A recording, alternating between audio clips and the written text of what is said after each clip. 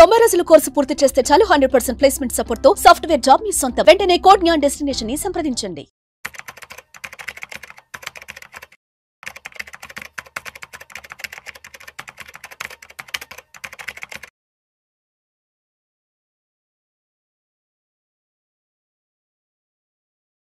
నమస్తే, welcome to Vishnu talks. నేను మీ విష్ణు. ప్రస్తుతం నాతో పాటు senior stock market analyst either Ramakrishna గారు ఉన్నారు. వారితో మాట్లాడదాం. సార్, ఈదర్ రామకృష్ణ గారు నమస్తే. సార్ నమస్తే అండి విష్ణు గారు. ఈదర్ రామకృష్ణ గారు, welcome to Vishnu talk. Sir, so ఇప్పుడు ఒకసారి గోల్డ్ అండ్ సిల్వర్ విషయానికి వస్తే, లాస్ట్ 6-7 months అంతా కూడా మార్కెట్ చాలా ప్రతికూలంగా బిహేవ్ చేసింది కాబట్టి బంగారం వెండి ధరలు కూడా విపరీతంగా పెరిగిపోయాయి కాబట్టి, సో ఇప్పుడు ఈ 2025-26 ఆర్థిక సంవత్సరంలో మరి మార్కెట్లు ఎటువంటి పెర్ఫార్మెన్స్ ఇచ్చే అవకాశం ఉంది, ఆ పెర్ఫార్మెన్స్ని బట్టి అండ్ గోల్డ్ అండ్ సిల్వర్ ధరలు కూడా ఎలా ఉండబోతున్నాయి అంటారు? అండ్ ఇప్పటికే 24 carats ఆల్మోస్ట్ 10 grams 90,000 క్రాస్ అయిపోయింది. అది కూడా ఆల్ టైమ్ హై వెళ్ళిపోయింది. వెండి విషయానికి వస్తే 1,05,000 1,06,000 దాకా ట్రేడ్ అవుతుంది. కాబట్టి ఏంటి ఈ 25-26 ఆర్థిక సంవత్సరంలో గోల్డ్ ధరలు తగ్గే అవకాశం ఉందా, మరింతగా పెరిగే అవకాశం ఉందా, మార్కెట్లో ఉన్న సిచ్యువేషన్స్ని దృష్టిలో ఉంచుకుని? గోల్డ్ కానీ సిల్వర్ కానీ భవిష్యత్తులో సమాంతరంగా పెరిగే అవకాశాలు కనిపిస్తున్నాయండి. ఎందుకంటే ఇదివరకు సిల్వర్ కనుక చూస్తే అండర్ పర్ఫార్మెన్స్ కనిపించేది. ఇప్పుడు మీరు 10 years డేటా తీసుకున్నట్లయితే గోల్డ్కి సిల్వర్కి దాదాపుగా 3% ఆఫ్ యావరేజ్ రిటర్న్ అనేది తేడా ఉండేది. సపోజ్ గోల్డ్ 10 yearsలో యావరేజ్ 9.8 ఇస్తే సిల్వర్ 6.8-7 ఆ ప్రాంతాల్లో ఉండేది దాని return. So gold out performance అనేది చాలా సంవత్సరాల నుంచి కొనసాగుతున్న అంశం. సో సిల్వర్ అండర్ పర్ఫార్మెన్స్ అనేది గత డెకేడ్లో కనిపించినప్పటికీ లాస్ట్ 5 years డేటా కనుక తీసుకున్నట్లయితే సిల్వర్ కూడా ఈక్వల్ పర్ఫార్మెన్స్ గోల్డ్తో సమాంతరంగా ఇస్తూ ఉంది. So gold 13% average return last 5 yearsలో గోల్డ్లో రిటర్న్ వచ్చింది. అట్లాగే లాస్ట్ 1 yearలో తీసుకుంటే 35% నుంచి 40% రిటర్న్ గోల్డ్ సిల్వర్లో కనిపించింది. అంటే గోల్డ్తో సమాంతరంగా సిల్వర్ కూడా పెరుగుతూ ఉంది. అంటే సిల్వర్ అవసరాలు రోజు రోజుకి పెరుగుతున్నాయి. లాస్ట్ 5 yearsలో మీరు కొత్త థీమ్స్ కనుక అబ్జర్వ్ చేసినప్పుడు ఎలక్ట్రిక్ బ్యాటరీస్ వస్తున్నాయి, అలాగే సోలార్ ప్యానల్స్ వస్తున్నాయి. వీటిల్లో ముఖ్యంగా సిల్వర్ పాత్ర ఎంతో ఉంది. ఇండస్ట్రియల్ యూజు ఇంకా చాలా అవసరాలు మనకి ఉన్నప్పటికీ, అంటే రైట్ ఫ్రమ్ మెడికల్ ఫీల్డ్ నుంచి, డెంటిస్ట్రీ దగ్గర నుంచి, తర్వాత ఇండస్ట్రీల్లో సెమీ కండక్టర్ సర్క్యూట్ బోర్డ్స్ వాటిలో ఉపయోగించే గోల్డ్ కాడ నుంచి, తర్వాత వాటర్ ప్యూరిఫైయర్స్లో ఉపయోగించే సిల్వర్ కానీ, అలా సిల్వర్ యూజ్ అనేది ప్రతి రంగంలో ఉందండి. అంటే జనరల్గా ట్రెడిషనల్గా మనకు తెలిసిన జ్యువెలరీ కానీ, పూజా సామాగ్రి, తర్వాత టేబుల్ వేరు, ఇట్లాంటివి కాకుండా ఇండస్ట్రీల్లో పాత తరం ఇండస్ట్రీస్లో మనం ఈ సెమీ కండక్టర్స్, సర్క్యూట్ బోర్డ్స్, తర్వాత ఫోటోగ్రఫీ ప్రింట్స్ తీయడం, వాటిలో అన్నిటిలో సిల్వర్ పాత్ర ఉంది. కానీ కొత్తగా ఇప్పుడు మనకి టీవీ మానిటర్స్ అట్లాగే మామూలు స్క్రీన్స్, గ్యాడ్జెట్ స్క్రీన్స్, వీటన్నిటిలో వాటి పాలిషింగ్ చేసే విధానాల్లో కావచ్చు దాన్ని సిల్వర్ యూజ్ ఎక్కువగా కనిపిస్తుంది. పర్టికులర్గా మనకి సోలార్ ప్యానల్స్, తర్వాత ఈవీ బ్యాటరీస్, వీటన్నిటిలో ఎంతో కొంత సిల్వర్ యూజ్ ఉంది. కాబట్టి ఒక్కసారి ఈ థీమ్స్ ఎప్పుడైతే పైకి వచ్చాయో ఆటోమేటిక్గా సిల్వర్ కూడా సమాంతరంగా గోల్డ్తో పాటు పెరుగుతుంది. సో సిల్వర్ని కూడా మనము మన పోర్ట్ఫోలియో చేర్చుకోవాల్సిన టైం కనిపిస్తుందండి. సో మనం అబ్జర్వ్ చేస్తే లాస్ట్ డెకేడ్లో మనకి 13.85-8% గోల్డ్ రిటర్న్ ఇచ్చింది. సిల్వరు తక్కువ పర్ఫామ్ చేసిన లాస్ట్ 5 yearsలో సేమ్ 13% సిల్వర్ కూడా రిటర్న్ ఇవ్వడం జరిగింది. కాబట్టి ఇది సీరియస్గా ఆలోచించాల్సిన అవసరం ఉందండి ఇప్పుడు. ఎందుకంటే భవిష్యత్తులో నిఫ్టీలు సెన్సెక్స్లు అనేవి అంత రిటర్న్స్ ఇచ్చే అవకాశాలు లేవు. అంటే అబోవ్ 13% ఇచ్చే అవకాశాలు కనిపించడం లేదు. 12%, 12.5% లేదా 11-12 మధ్యలో ఎక్కడో కన్సాలిడేట్ అయ్యే అవకాశం ఉంది రిటర్న్స్ అనేవి. గతంలో మనకి పాత రోజుల్లో రిటర్న్స్ మనకి ఎక్కువ ఉన్నాయి. అంటే 15-18% కామన్గా వచ్చే రిటర్న్స్ మ్యూచువల్ ఫండ్స్లో. ఆ రిటర్న్స్ అనేవి భవిష్యత్తులో కనిపించవు. అందుకని ఇన్వెస్టర్స్ వాళ్ళ పోర్ట్ఫోలియోస్ని అంటే కొంచెము గోల్డ్ సిల్వర్తో కూడా పెట్టుకోవచ్చు అనమాట. అంటే అట్లీస్ట్ ₹100 ఇన్వెస్ట్ చేసేటప్పుడు ₹10 గోల్డ్లో, ₹10 సిల్వర్లో కూడా వాళ్ళు ఇన్వెస్ట్మెంట్స్ పెట్టుకుంటే వాళ్ళ పోర్ట్ఫోలియోకి వచ్చే డోకా ఏమీ లేదు. అట్ ద సేమ్ టైం కొంత డిజిటల్ ఫామ్లో గోల్డ్ సిల్వర్ హోల్డ్ చేసిన వాళ్ళు అవుతారు. అది కూడా భవిష్యత్తులో returns above average index returns ఇచ్చే అవకాశాలు ఉన్నాయి. కాబట్టి గోల్డ్ డిమాండ్ కూడా బాగుందండి. అంటే గోల్డ్ కూడా భారీగా పెరిగే ఛాన్స్ ఉంది. ఎందుకంటే మనకి మెయిన్గా గోల్డ్కి ఇండస్ట్రియల్ యూసేజ్ తక్కువైనప్పటికీ డొమెస్టిక్ కన్జంప్షన్స్ అంటే పబ్లిక్ కన్జంప్షన్ అట్లాగే సెంట్రల్ బ్యాంక్స్ కన్జంప్షన్ అనేది చాలా ఎక్కువగా గోల్డ్కి ఉంది. అట్లాగే మనకి సిల్వర్కి కన్జంప్షన్ ఎక్కడి నుంచి వస్తుందో మనం ఇందాక చెప్పుకున్నాం. సో అలాగే సిల్వర్ డిమాండ్ సప్లై బ్యాలెన్స్ చూస్తే ప్రస్తుతము సిల్వర్ మనకి ఎవ్రీ ఇయర్ ప్రొడక్షన్ వచ్చేటప్పటికి 1000 మిలియన్ ounces వస్తూ ఉంది. కానీ మనకి డిమాండ్ ఎంత ఉందంటే 1200 మిలియన్ ounces డిమాండ్ ఉంది సిల్వర్లో.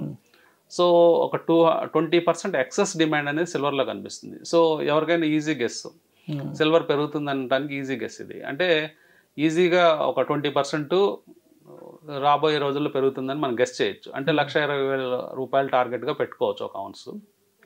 1 కిలో సిల్వరు 1,20,000 టార్గెట్ పెట్టుకోవచ్చు. అట్లాగే గోల్డ్ కూడా ఈజీగా కొద్ది నెలల్లోనే 1,00,000 రూపాయలు టచ్ అయ్యే అవకాశాలు గోల్డ్ కూడా ఉన్నాయి.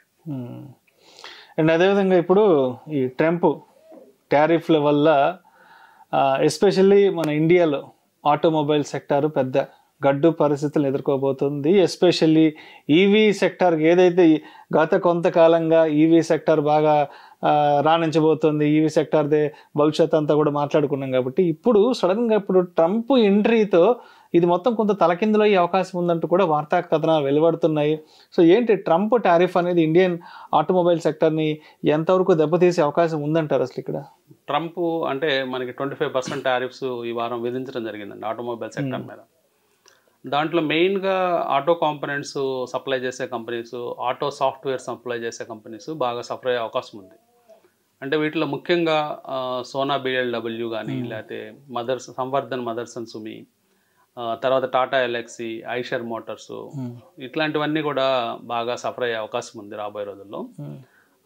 అది అంటే షార్ట్ టర్మ్ ఫినామినాగా చెప్పుకోవచ్చు. ఎందుకంటే మనము యుఎస్కి డిపెండెన్సీ మనకి ఒక 30% ఆఫ్ ఆటోమొబైల్ ఎక్స్పోర్ట్స్ మనం చేస్తాము. అంటే అప్రాక్సిమేట్గా $25 బిలియన్ ఆటో ఎక్స్పోర్ట్స్ ఉంటే దాంట్లో 6.79 బిలియన్స్ మాత్రమే మనం యూఎస్కి చేస్తాం. అంటే ఈ టారిఫ్స్ అనేది ఆ పోర్షన్కి మాత్రమే పడుతుంది.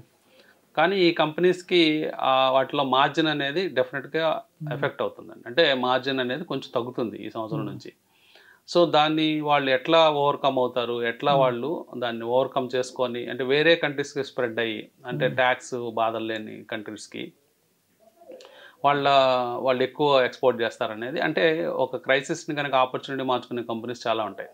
ఇవి కూడా చాలా స్ట్రాంగ్ కంపెనీస్. మనం ఇప్పుడు డిస్కస్ చేసిన కంపెనీస్ సోనా BLW కానీ, మదర్సన్ సుమి కానీ. సో వాళ్ళు వేరే కంట్రీస్ మీద ఫోకస్ చేసే అవకాశం ఉంది. ఈ క్రైసిస్ని ఒక ఆపర్చునిటీ తీసుకొని కొత్త మార్కెట్స్ ఎత్తుక్కునే అవకాశం ఉంది. కానీ ఇక్కడ కొత్త మార్కెట్స్ ఎత్తుక్కునే ప్రాసెస్లో అసలు ప్రాబ్లం ఏంటంటే చైనా వాళ్ళ వెహికల్స్ చాలా చౌక ధరల్లో చాలా అంటే తక్కువ రేట్లకి అవైలబుల్ ఉన్నాయి. చైనా నుంచి వస్తున్న పెద్ద ప్రాబ్లం ఏంటంటే మనం BYD వెహికల్స్ మార్కెట్లో చూస్తున్నాం. సో ఒక BYD బేసిక్ వర్షన్ వెహికల్ని మనకి యుఎస్లో 1/3 ప్రైస్కి, టెస్లా బేసిక్ వర్షన్కి 1/3 ప్రైస్లో వాళ్ళు ఇవ్వడం చూస్తున్నాం. అంటే ఎంత కాంపిటేటివ్ రేట్లో వాళ్ళు ఇవ్వగలుగుతున్నారు. ఈవెన్ ట్రంప్ దాని మీద ఇప్పుడు 100% టారిఫ్ వేసినా కానీ వాళ్ళు ఇంకా చౌకగానే ఇవ్వగలుగుతారు. అదొక అడ్వాంటేజ్ చైనా కంపెనీస్కి ఉంది. తర్వాత చైనాలో ఉన్న గొప్ప అడ్వాంటేజ్ ఏంటంటే ఆ గవర్నమెంట్ విపరీతమైన సబ్సిడీస్ ఇస్తుంది. వేరే దేశాల్లో మార్కెట్ షేర్ సంపాదించడానికి విపరీతమైన సబ్సిడీస్ ఇచ్చి కంపెనీస్ ఎంకరేజ్ చేస్తుంది. అది కూడా వేరే దేశాల్లో, మన దేశంలో అలా ఉండదు. మన దేశంలో అంత సబ్సిడీ ఇచ్చే గవర్నమెంట్ కాదు మనది. వాళ్ళ పర్ఫార్మెన్స్, వాళ్ళ స్ట్రెంత్ మీదే పోరాడి గెలవాల్సిన ఇక్కడ పరిస్థితి కనిపిస్తుంది. అదే చైనాలో అలా కాదు. చైనాలో ఒక కంపెనీ బాగా పర్ఫామ్ చేస్తుంటే వాళ్ళకి బోనస్లు, సబ్సిడీలు ఇచ్చి గవర్నమెంట్ ఇండైరెక్ట్గా ఎంకరేజ్ చేసి వేరే దేశంలో వాళ్ళు పాగా వేసేటట్టు చేస్తారు. సో BYD మనకి తెలంగాణ కూడా వస్తున్నట్టు మనం వార్తలు వింటూ ఉన్నాం. సో పెద్ద ప్లాంట్ వస్తుంది, 12 బిలియన్ ప్లాంట్ వస్తుంది BYD. సో ఇండియన్ మార్కెట్ని మొత్తము స్వీప్ చేసి పడేసే అవకాశాలు BYD ద్వారా ఉన్నాయి. ఎందుకంటే వాళ్ళు ఇచ్చే కంఫర్ట్స్ కానీ, వాళ్ళు ఇచ్చే ప్రైసింగ్ కానీ వేరే కంపెనీస్ ఎవరు కంపీట్ చేసే అవకాశాలు లేవు. సో అందువల్ల ఇప్పుడు ఆటోమొబైల్లో వస్తున్న థ్రెట్స్ ట్రంప్ నుంచి కాకుండా చైనా నుంచి అని మనం ట్రంప్ వేసే టారిఫ్స్ అది పెద్ద విషయం కాదండి. ఎందుకంటే కేవలం 25% ఆఫ్ ద ఎక్స్పోర్ట్స్ మనం యూఎస్కి పంపిస్తాం.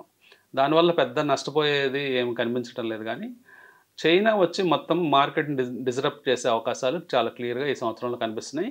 చాలా ఆటోమొబైల్ స్టాక్స్ సఫర్ అయ్యే అవకాశాలు కూడా కనిపిస్తున్నాయి. వీళ్ళు ఈ లోపలే స్ట్రెంగ్తన్ అయ్యి ఇండియాలో డొమెస్టిక్గా మనకి సేల్స్ పెంచుకునే కంటే విదేశాల్లో సేల్స్ పెంచుకునే అవకాశాలను ఎత్తుక్కోవాలి.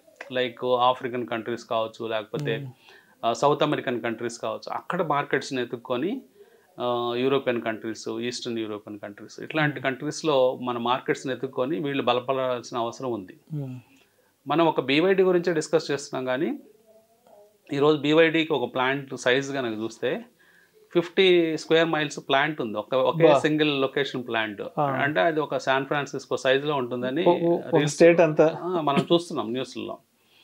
సో అంత పెద్ద పెద్ద ప్లాంట్స్తో, అంత పెద్ద టెక్నాలజీస్తో వాళ్ళు ప్రపంచవ్యాప్తంగా, అంటే ఒక కంపెనీస్ లెవెల్లో వార్స్ అనేవి మనం చూస్తున్నాం. అంటే ఫిజికల్ వార్ కాదు ఇది, ఇదేంటంటే ఫైనాన్షియల్ వార్ అనమాట. అంటే ఒక ఫైనాన్స్ స్ట్రెంగ్త్, ఫైనాన్షియల్ మజిల్తో కూడుకున్న వార్ ఇది. ఇంకా ఆశ్చర్యకరమైన విషయం ఏంటంటే మనం వింటున్న పేరు బీవైడీ ఒకటే, కానీ బీవైడీ లాంటి కంపెనీలు ఒక 25 ఉన్నాయి ఆటోమొబైల్ సెక్టర్లో అక్కడ అమెరికాలో, చైనాలో. సో అలాంటి కంపెనీస్ కూడా భవిష్యత్తులో బయట కాలు మోపి అన్ని దేశాలు కనుక వచ్చినట్లయితే వాళ్ళు మొత్తం ఆటోమొబైల్ సెక్టార్నే ఆక్రమించే అవకాశం ఉంటుంది. సో కాబట్టి థ్రెట్స్, డిస్రప్షన్స్ అనేవి చాలా కామన్ అండి. అంటే ఇప్పుడు ఈ రోజుల్లో ఏ సైడ్ నుంచి ఎటైనా కానీ మనకి ప్రమాదం పొంచి ఉంది. కేవలం ట్రంప్ చూస్తుంటే ఇక్కడ చైనా నుంచి వేరే రకమైన డ్యామేజ్ జరుగుతాయి. Right. Thank you so much Ramakrishna garu. Thank you.